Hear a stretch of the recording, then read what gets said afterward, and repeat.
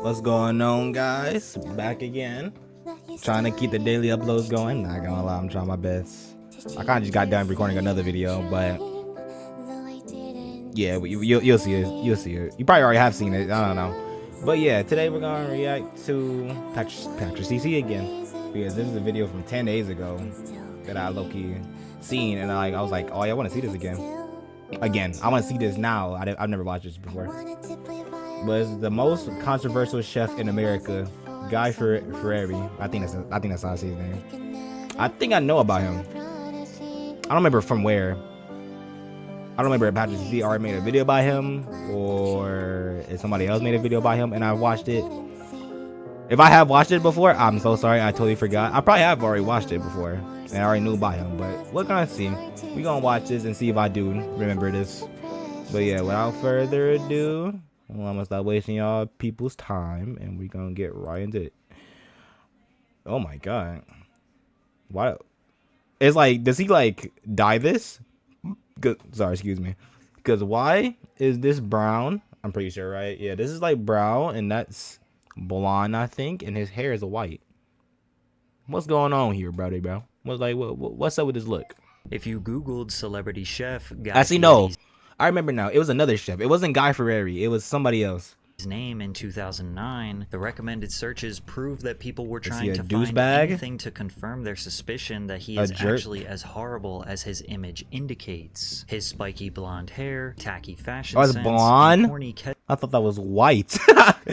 Because I have sunglasses on, bro. Yeah, that's why. Because I have sunglasses on. That's why, bro. Phrases made culinary fans and professionals around the world despise him. And as his opposition scoured the internet to indulge in anti-Guy content, many of them arrived at a gossip blog called Food Network Humor, which was owned and operated by Guy's #1 hater, Jillian Madison. #1 hater is crazy. With amplifying the Guy Fieri hate to scorching hot levels. She once said, "Fieri is an obnoxious bearded troll of a man, and the sound of him moaning while he's shoving unidentifiable haunches of meat into his mouth makes me die inside." People on her blog were actively preying on Guy's downfall. I can hardly wait till he gets caught in a scandal with some troll op he met while filming Triple D. You know it's only a matter of time. That's what this was not a small movement. Thousands of tweets were posted every day criticizing the celebrity chef. I challenge you to name a person worse than Guy Fieri. Guy Fieri is proof that Ed Hardy has started manufacturing actual human beings. I wish I could scalp Guy Fieri with his own cooking knives. What could Guy have possibly done to make these people so angry? The resounding hate reached a tipping point around 2011 when the entire industry joined forces to take down the Fieri empire. Many feel that the overwhelming hatred for Guy was unfair. Then again, there actually are some suspicious allegations that we will take a deeper look at. And while the general public felt that Guy is this obnoxious man-child desperate for attention, he actually never wanted to be on TV in the first place. My buddies were hammering me, dude, you gotta see this show. It's called The Next Food Network Star. You gotta be on this. I'm like, dude, I don't have to be. I don't wait in line. I don't sign up for things. I don't enter contests. One of my buddies, Mustard, was in town. So Mustard says, hey, dude, you gotta turn. Mustard? Like DJ Mustard? Mustard! Bro, I swear to God, I've been thinking about that. I've been like listening to that song, bro. TV off, bro. Niggas acting bad, but somebody gotta do it. Put my foot up in the gas, but somebody gotta do it. Turn his TV off. Turn his TV off. Turn his TV off. Turn his TV off. Bro, Kendrick. Not so much. I don't think I'm gonna do it. Kendrick may be my favorite artist. Or Eminem. Eminem, then Kendrick. He's definitely top 2. Or #1. One of those. Guy didn't see himself as a TV star. He simply wanted to be a chef and restaurant owner. He spent his high school years in France receiving world-class training in classical techniques, pastry arts, and contemporary cuisine. In 1996, he launched his culinary career with the opening of Johnny Garlic's, his first restaurant based in his hometown of Santa Rosa, California. Within 4 years, he opened 2 more locations. He was content with his career, but just to shut his friends up, Guy filmed an unscripted, unedited tape of him preparing what he called the Jackass Sushi Roll and submitted it to the Jackass Sushi Roll. What a name. Food Network. Hi, I'm Guy Fieri, and welcome to Sonoma County, California, home of true wine country cuisine. Today I'm going to prepare a dish for you, not in fusion, but in confusion. I'm going to do a gorgonzola tofu sausage terrine that will be served over a mildly poached ostrich egg. You see, I'm not the biggest chef, as you can see. What does that even mean? What did any of the, like, I like eating, but what does any of that even mean? Now, since we're in the wine country, I'll be serving that on grape nuts, and done with a delicious pickled herring mousse right on top. And Pickled herring mousse? Delicious. It sends shivers up my spine. Even though Guy treated this like a joke, he was a natural in front of the camera, and the casting director at the Food Network could see his potential star power. Oh my but God. when Guy got the call from the Food Network, he didn't believe it. Is this serious? She goes, yeah. She goes, there'll be a contract on your door tomorrow morning. We FedExed it. So they get it, and I read it, and I'm like, this is horrible. I don't want my This is horrible. So I sent it to an attorney buddy of mine. He looked at it and he goes, yeah, you're signing your life away on this one. Despite knowing that this was a horrible deal, Guy signed the aggressive contract. What? Well, why would you though? If you knew, like, say if you like you knew a record label. There we go. A record label like wanted your shit, like wanted all your songs, everything that you own. You get like no money from it. Why would you willingly sign that? So why did he sign that? If he never wanted to be on TV, then he should just never signed it. He should just stayed in his little restaurant. But there's two restaurants, bro, that he owns now, and then kept like building a chain up from there. That would have been made. I mean, it worked out for him. We know who he is, so I don't know.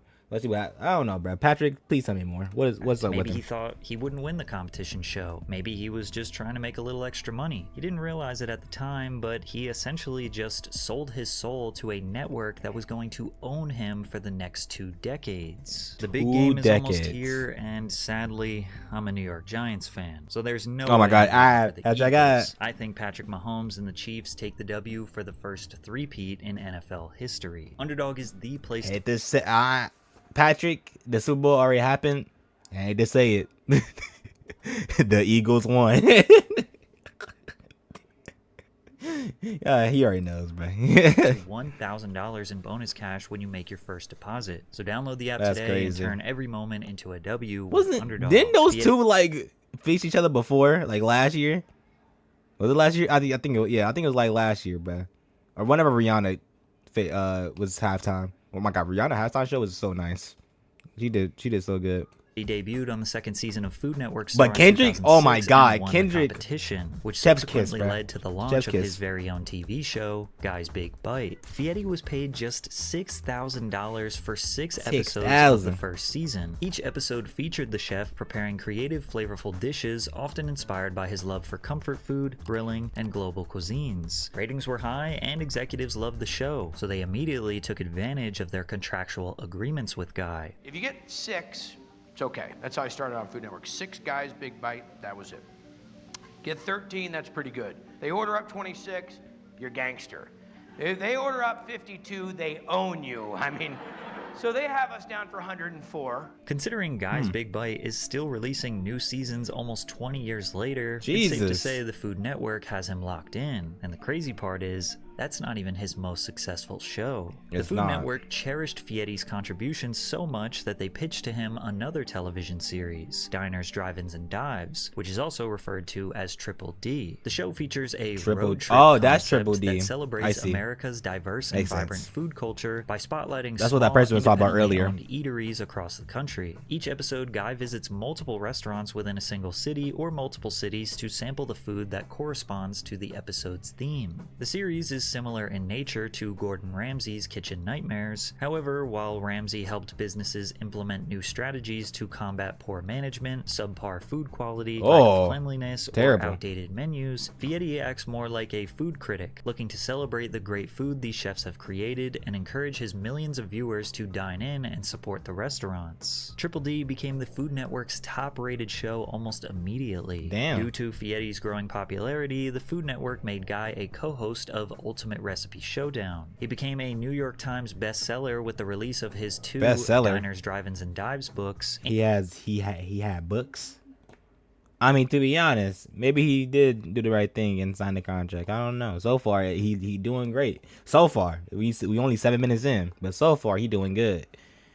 So he kind of He kind of doing his thing right now. I ain't gonna lie. And became the spokesperson for the national restaurant chain TGI Fridays. He was selling millions of dollars in merchandise like his knuckle Millions of sandwich dollars? sweatbands and culinary gangsta t-shirts. Guy was absolutely exploding in fame and fortune. He got an unexpected shout out while watching Billy Joel perform at Shea Stadium. Joel was just leaning into Innocent Man when he stopped between verses and squinted into the crowd. "Hey, you're that chef guy from TV. I like you." Pointing at Fieri, he said, "Say hi to my wife. She's a chef too." Oh, wow. Just don't get too friendly though. He Oh. cooked with the chairman of the PGA and the governor of Mississippi. Was named the Grand Marshal of multiple Yeah, NASCAR events. he doing cooked for good. the U.S. You Navy serious? troops in the Persian Gulf, and he even cooked for the president at the White House. This was an president. absolute takeover. That's Guy crazy. Fieri was everywhere, and Yeah, I can culinary see. fans were sick and tired of him being shoved in their faces. Oh, damn. The Food Network typically featured a diverse range of chefs with varying culinary expertise,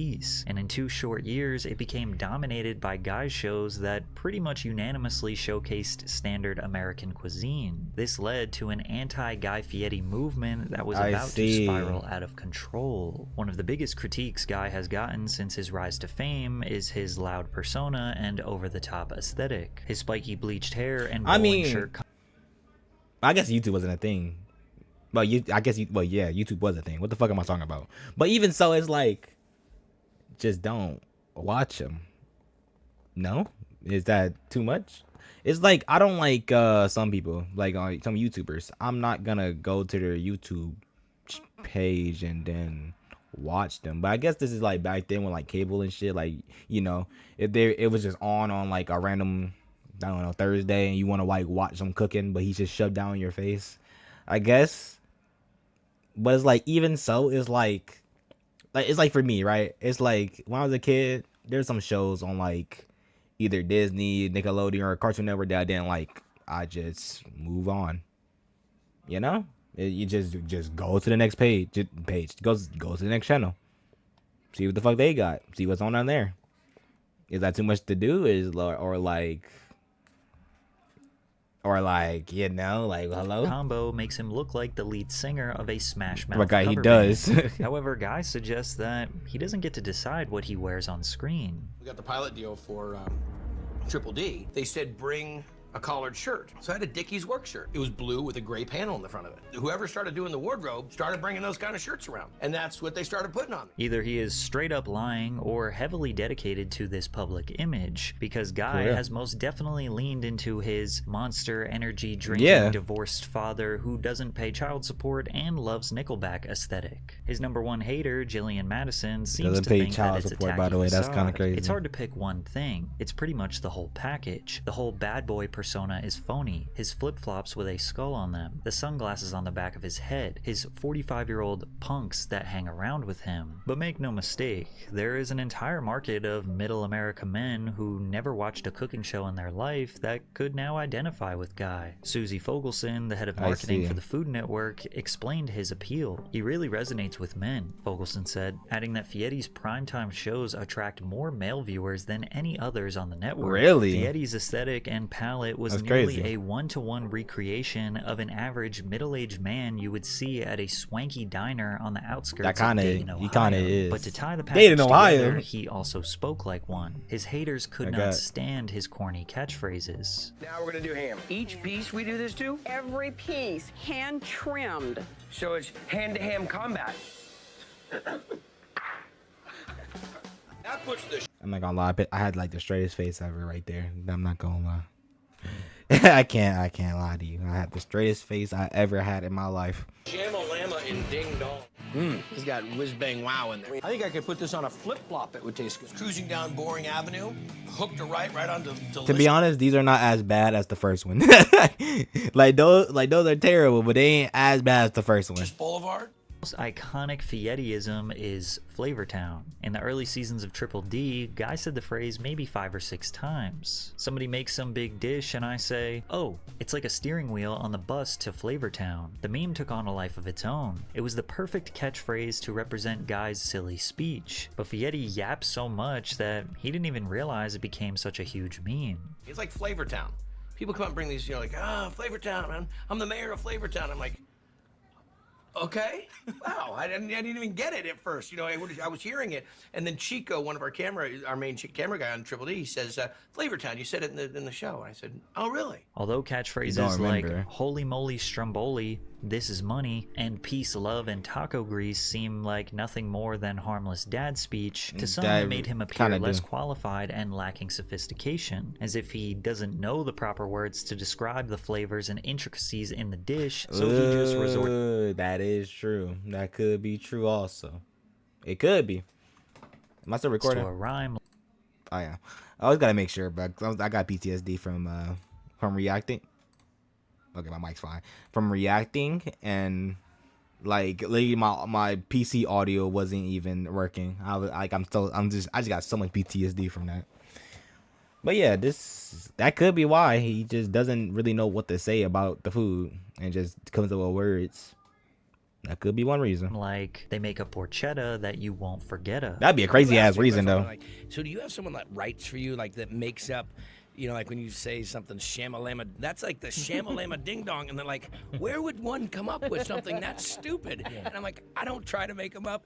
I'm eating it, and I get in that moment. Saturday Night Live even Oh, wrote my. a 3-minute skit where they shamelessly mocked guys' Look, he actually looks exactly like him. image, catchphrases, and Duh. credibility. Set Myers setting fires. Oh, I don't set fires. Oh, it's SNL. all about Donkey Kong. Okay. Look, why don't we just get started? All right, good call, Meatball. All right. This SNL skit drastically increased the amount of hate Guy would receive, Damn. leading to multiple public controversies. It almost seemed like Public a controversies? calculated attack was orchestrated to bring down the mayor of Flavortown. Diners, Drive-Ins, and Dives Oh, I was see. produced by Page's Productions, Page's owned and Productions? operated by David Page. In early 2011, Page sued the Food Network for breach of contract after the network abruptly canceled orders for 2 seasons of the show. The Oh. network countersued and claimed that Page violated his contract by not meeting deadlines, turning in incomplete work, and mistreating staff, sending email messages that said Really? things such as, "I hope you can die so I can dance on your effing grave." Damn. The lawsuit was settled and Triple D got a new production company. Page was interviewed by the Minnesota Star Tribune where he blamed Fieri for his dismissal. Guy worked Fieri? for more than a year to try to get the network to take the show away from me and give it to another production company, where presumably he would be in control. He Interesting. wanted to be the person making all the decisions, even though the decisions I had been making created a remarkably successful show and had done wonders for his career. Then David did another interview with City Pages describing Fieri as an anti-Semitic, homophobic, lecherous giant tool. A homophobic giant tool. Oh, damn. What did he say? What did he say in response to that? Cause it's a pretty bad accusation. I ain't gonna lie. Allegedly did happen. So I ain't gonna lie. Somebody ever said this to me? Yeah, I wouldn't know what the fuck to say. PR team, what we got? Well, first off, I'd be like, it's not true.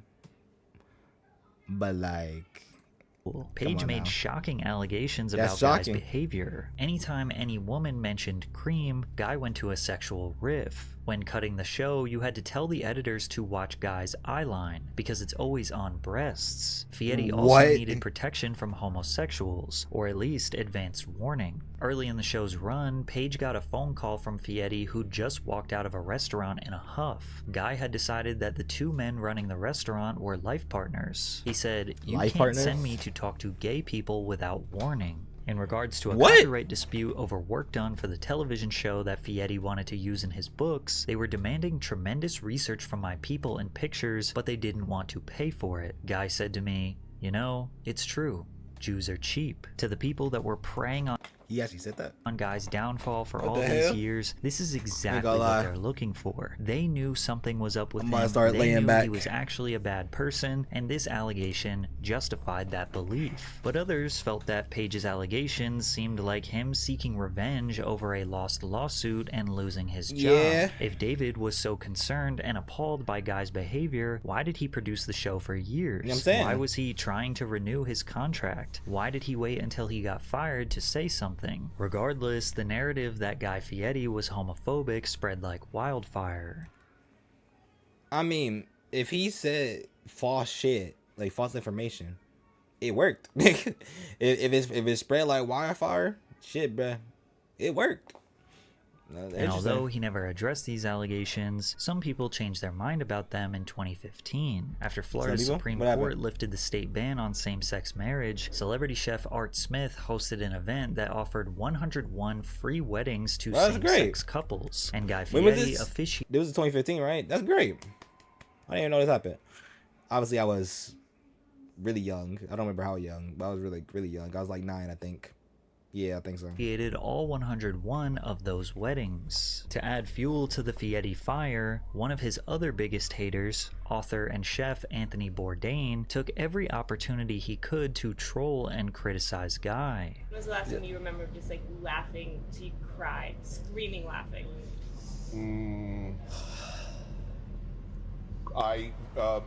Guy Fieri's tweet that he was on his way to a Nickelback concert. That was like the funniest thing. Of course.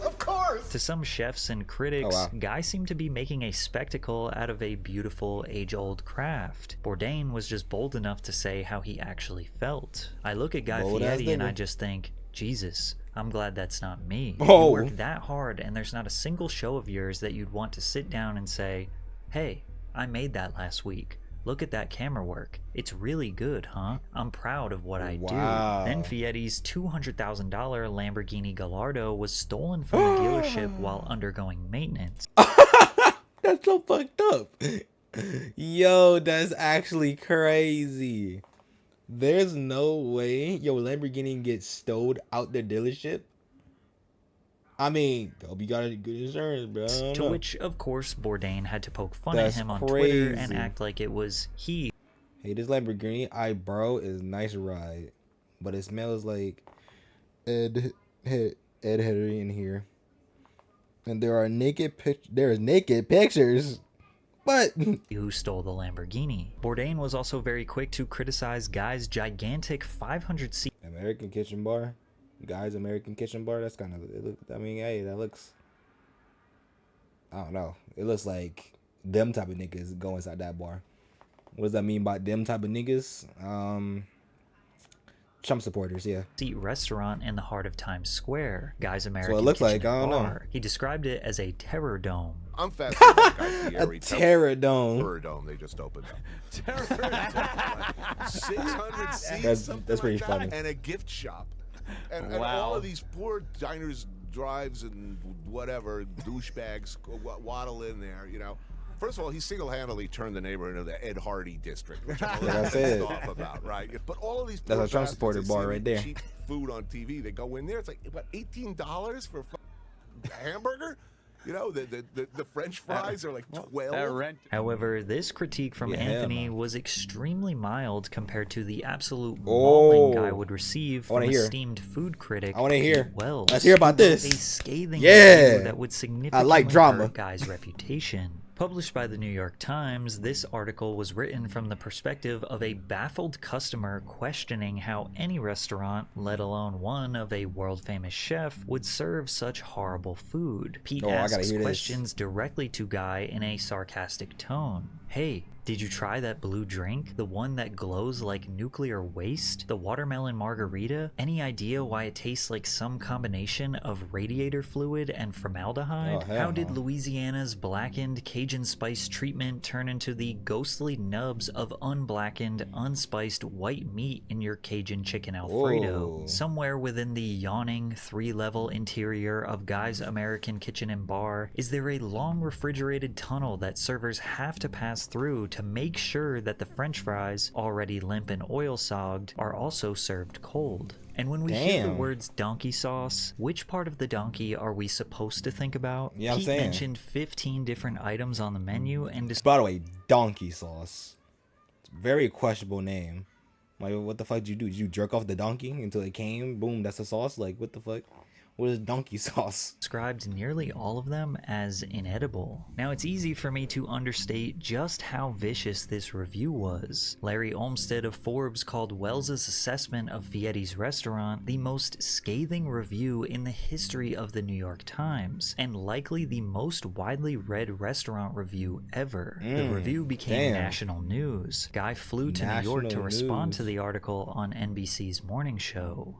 Do we strive to be the best? Yes. What he saw, I mean, to me, it's impossible to come in and have a dining experience and have every single thing wrong, unless you come in with a different agenda and you want to sensationalize something and you want to blow it out of the water. It's a great way to make a name for yourself. Go after a celebrity chef that's not a New Yorker, that's doing a big concept in his second month.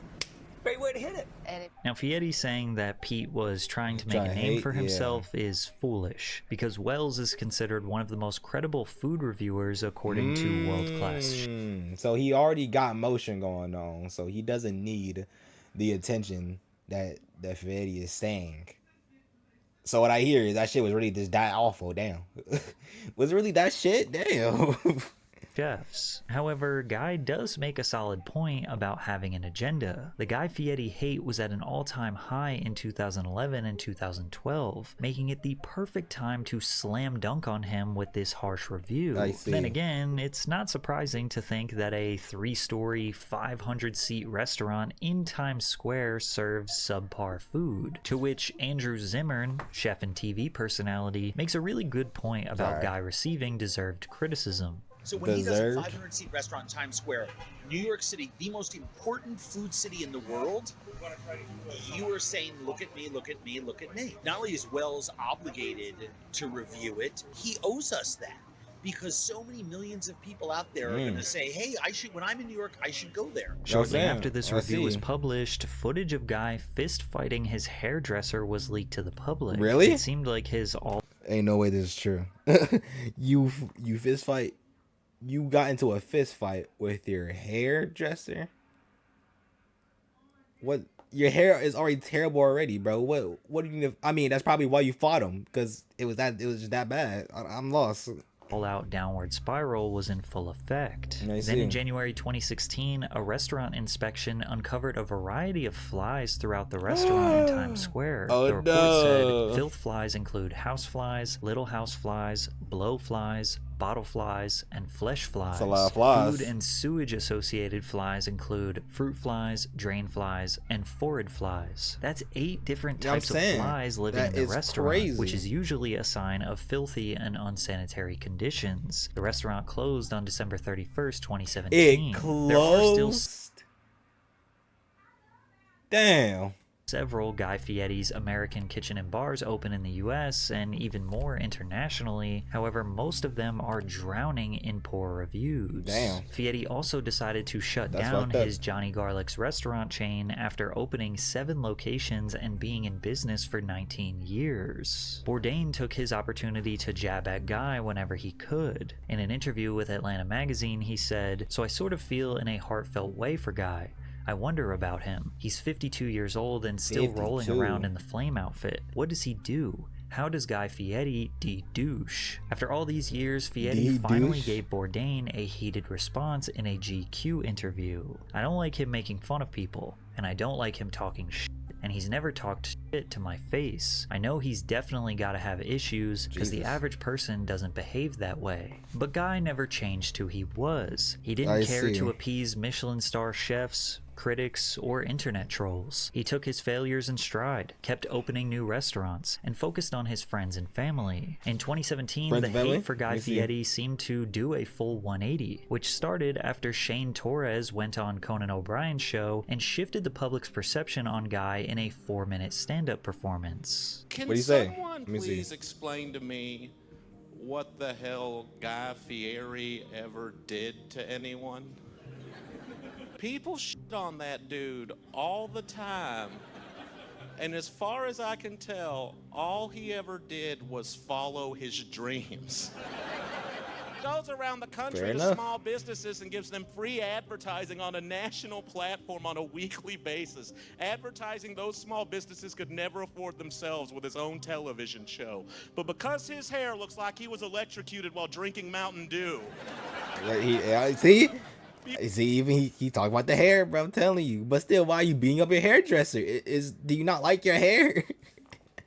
people act like we need to saw his head off and put it on the internet. I'm sorry. Shane then goes on to list off a ton of incredible things Guy has done for the world. Okay. He invites Make-A-Wish families to every one of his Food Network That's show raw. tapings. That's He raw. started the Cooking with Kids charity that has helped Cooking over with Kids? 20,000 kids learn their way around the kitchen 20,000. since 2010. In Dang. 2017, he cooked meals for 5,000 evacuees per day in a makeshift kitchen during one of California's worst wildfires in history. Well, that's Guy great. said to a reporter, "I'm not promoting anything. I'm just here cooking.